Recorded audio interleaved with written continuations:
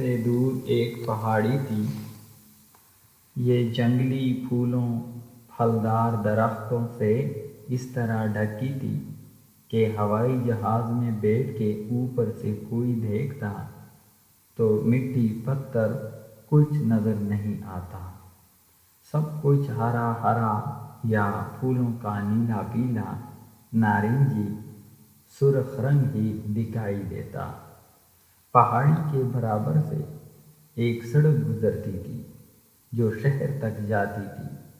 سڑک پکی نہیں تھی، ضرورت بھی کیا تھی، اس لیے کہ ادھر لوگوں کا آنا جانا کم ہی تھا۔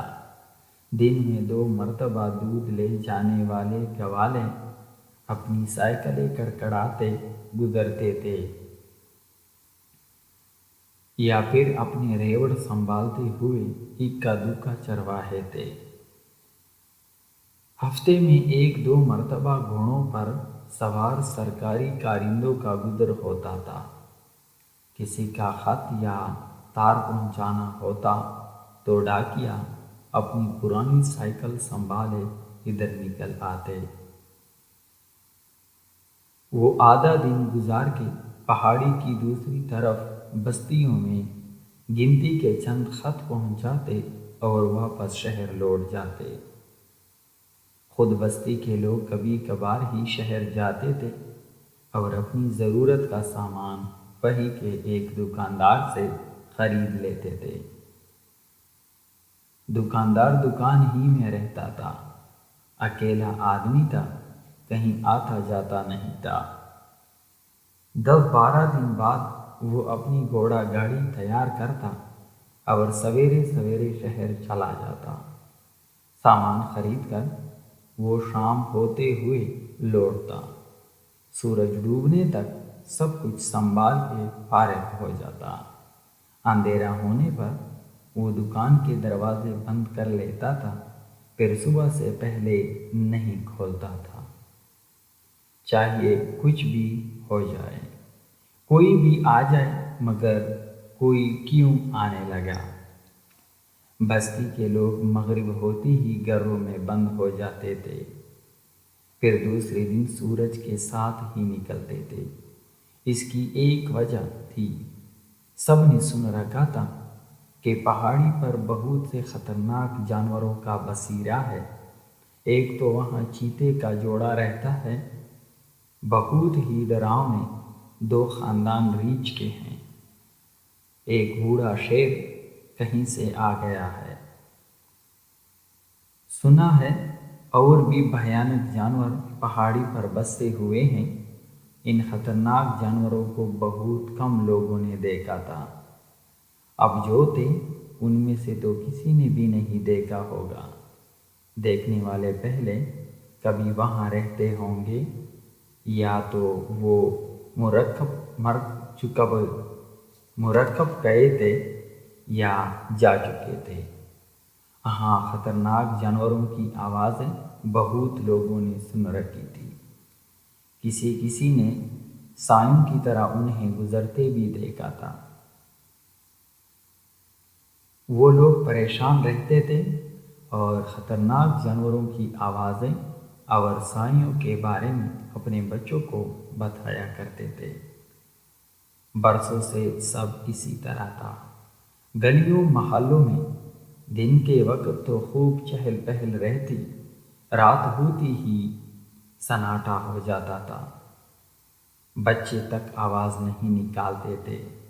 گھروں میں بند اپنے بستروں پر لیٹے بیٹھے لوگ بس نیند کا انتظار کرتے تھے۔ ایک دن شہر سے شکیل نام کا ایک لڑکا پہاڑی کی دوسری طرف جانے کے لیے روانہ ہوا۔ وہ دکاندار کا بھتیجا تھا اور چچا کے بلانے پر چھٹیاں گزارنے جا رہا تھا۔ دکاندار چچا نے اپنے خط میں اسے اچھی طرح سمجھا کر لکھ دیا تھا کہ وہ دن ہی دن میں پہاڑی کے ادھر پہنچ جائیں، رات کے وقت آنا ٹھیک نہیں ہے۔ شکیل شہر سے چلا تو خوب دھوپ نکلی ہوئی تھی۔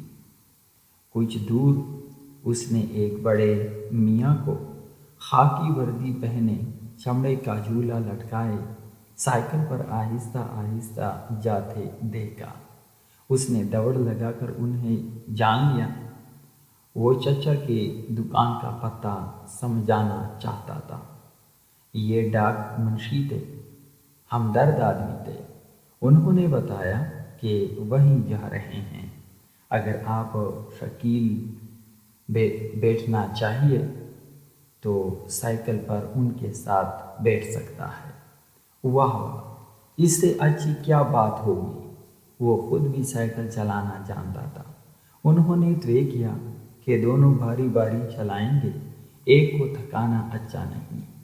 خیر پہاڑی کے برابر سے جاتے اس سڑک پر یہ دونوں چلے جا رہے تھے کہ اتفاق سے ایک جیپ گاڑی پہاڑی ڈھلان پر سے اترنے لگی۔ سائیکل اس وقت بڑے میاں چلا رہے تھے، ان کا دھیان اس طرف نہیں تھا۔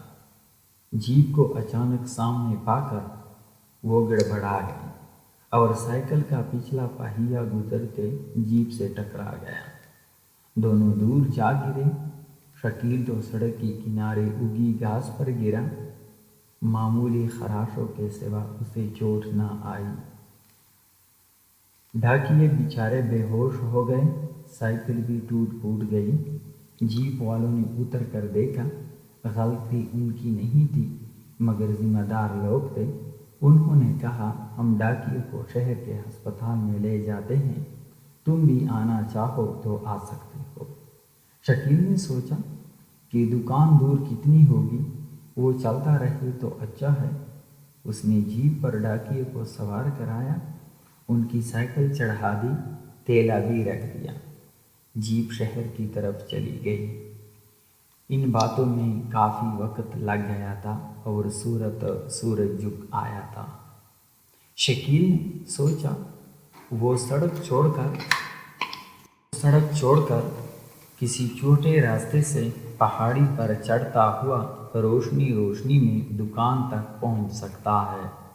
وہ جنگلی پھولوں پھلوں سے لدے ٹیڑھے میڑھے درختوں کے درمیان راستہ بنایا، پہاڑی پر چڑھنے لگا۔ طرح طرح کی چڑیاں تتلیاں اڑتی پھرتی تھیں، خرگوش اور گرگٹ تھے اور درختوں کے تنوں پر چلتے شوق رنگوں والے کیڑے مکوڑے تھے۔ درختوں پر پھل پک رہے تھے۔ ان سب خوبصورت چیزوں کو دیکھنا، پھلوں کے مزے لینا، شکیل چلتا رہا۔ وہ اپنے خیال سے ٹھیک چل رہا تھا، سمجھ رہا تھا کہ گھنٹے بھر میں پہاڑی کے ادھر اتر جائے گا، مگر وہ بھٹک گیا تھا۔ شام گہری ہو گئی اور پرندے شور کرتے آنے لگے۔ دیکھتے دیکھتے سورج ڈوب گیا۔ گھنے جنگل کے اندھیرے نے اسے اور بھٹکا دیا، مگر وہ باہمت لڑکا تھا، چلتا رہا۔ کچھ دیر میں چاند نکل آیا، جس کے دھیمے اجالے میں وہ راستہ ڈھونڈتا رہا۔ رات آدھی سے زیادہ گزر گئی۔ شکیل تک گیا تھا، اسے بھوک بھی لگ رہی تھی، مگر چاندنی رات میں پہاڑی کے ہرے بھرے درختوں اور اڑنے پھرنے والوں پرندوں اور جانوروں کی آوازوں سے ایسا کچھ سما بندھا تھا کہ رات کو کھلنے والے پھولوں کی خوشبو نے ایسا جادو چلایا تھا کہ شکیل کو بھوک اور تھکن کا خیال نہیں آیا۔ آخر اجالا ہوتے ہوتے وہ دوسری طرف جا اترا۔ اس کا چچا دکان کھولنے کی تیاری کر رہا تھا۔ شکیل کو پہچان کر وہ خوش ہوا اور پریشان بھی ہو گیا۔ بھلا اس طرف سے اس وقت کوئی یہاں کیسے پہنچ سکتا ہے؟ رات میں تو پہاڑی پر خطرناک جانوروں کا راج ہوتا ہے۔ شکیل کے لیے ہر خطرناک جانوروں والی بات نئی تھی۔ اسے گرگٹ، چڑیاں، جگنو، خرگوش اور دوسرے دلچسپ جانور بے شک ملے تھے، اور جنگل کے رسیلے پھل اور رات میں کھلنے والے پھول بھی۔ پہاڑی پر تو کوئی ایک بھی خطرناک جانور نہیں ہے۔ چچا سوچ میں پڑ گئے، یہاں ایسے خطرناک جانور ہوں گے ہی نہیں جس نے بھی پہلے پہل ان جانوروں کی بات پہ لائی تھی اس نے انہیں خود تو دیکھا نہیں ہوگا، بس اپنا وہم اور اپنا خوف دوسروں سے بیان کر دیا ہوگا، یا بہت سے بہت اس نے ڈراؤنی آوازیں سنی اور سائے دیکھے ہوں گے جنہیں وہ سمجھ نہیں پایا ہوگا۔ درختوں کے ہلتے سائے اسے چیتے، شیر اور ریچھ نظر آئے ہوں گے۔ رات میں جنگل کی دلچسپ آوازیں اس کے خوف کے ساتھ بدل گئی ہوگی۔